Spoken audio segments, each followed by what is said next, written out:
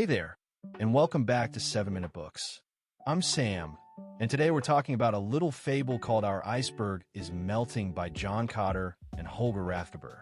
Sophie, I have to ask, did you expect a book about penguins to be one of the most practical leadership books you'd ever read? Honestly, no.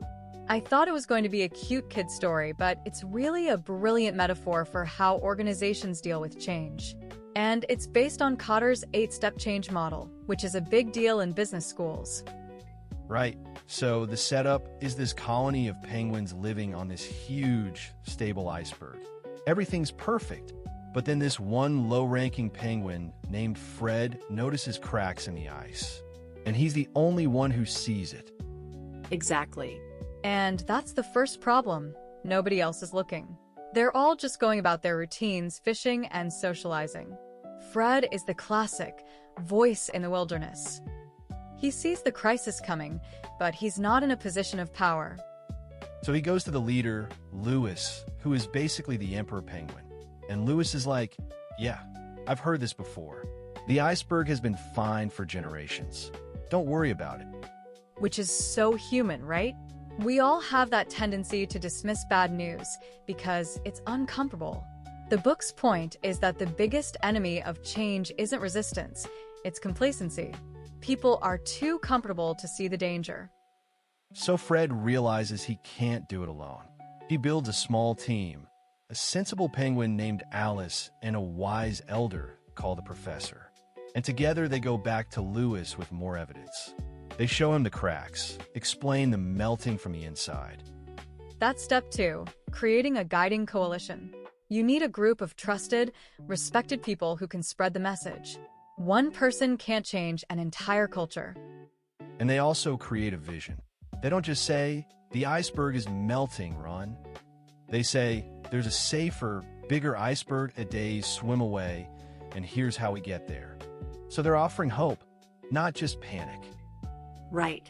And that vision has to be communicated constantly. The book says you need to use every channel, meetings, stories, showing the actual cracks.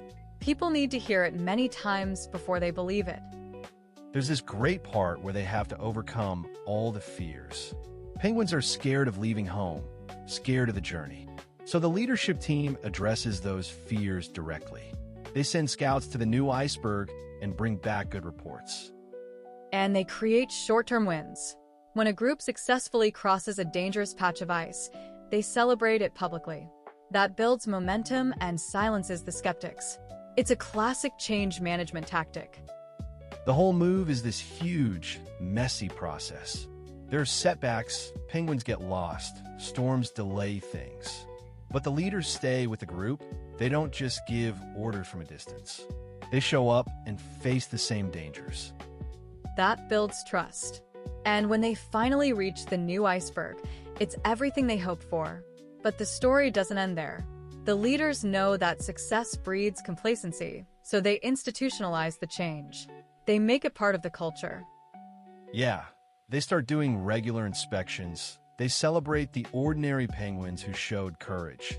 And they make it okay for anyone, even a low-ranking Fred, to speak up if they see a problem.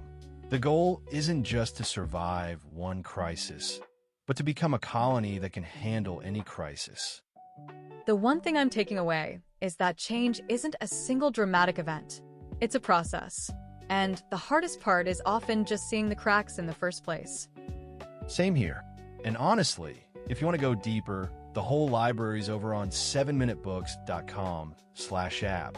With over 6,000 fiction and non-fiction titles you can read or listen to in any language. It starts at $2.99 a month, $9.99 a year, or $19.99 for lifetime access. So the iceberg is always melting, folks. The question is whether we'll have the courage to look for the cracks. We'll see you in the next one.